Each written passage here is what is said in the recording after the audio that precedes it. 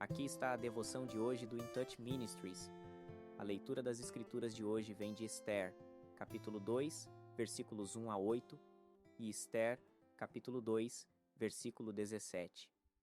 Depois destas coisas, quando a ira do rei Assuero se aplacou, ele lembrou-se de Vasti e do que ela tinha feito e do que foi decretado contra ela.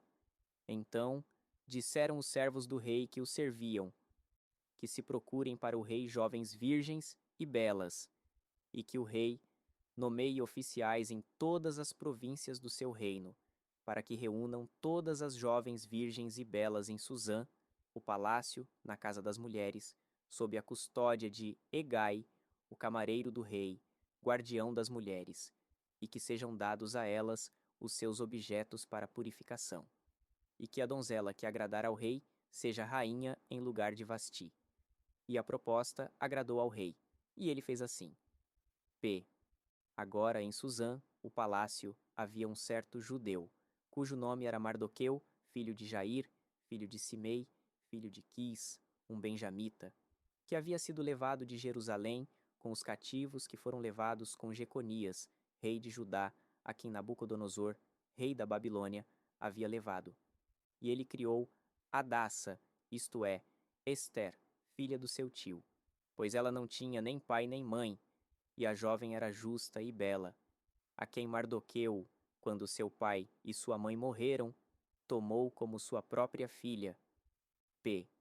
Assim aconteceu, quando se ouviu o mandamento do rei e o seu decreto, e quando muitas donzelas foram reunidas em Suzã, o palácio, sob a custódia de Hegai, que Ester também foi levada à casa do rei, sob a custódia de Hegai, guardião das mulheres.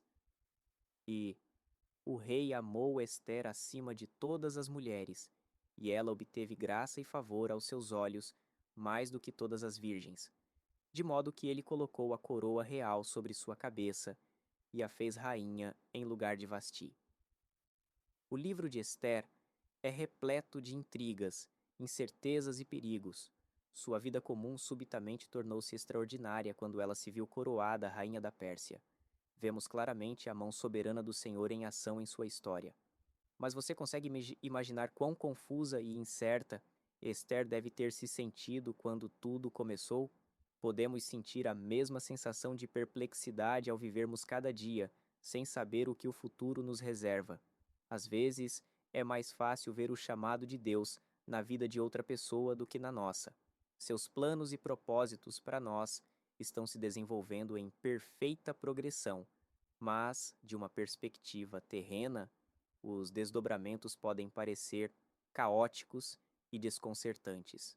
A história de Ester é um incentivo para confiar na vontade e nos propósitos de Deus, não importa o que aconteça. Todo crente em Cristo tem um chamado do Senhor. Ele guia continuamente cada um de seus filhos na obra que planejou para a vida de cada um.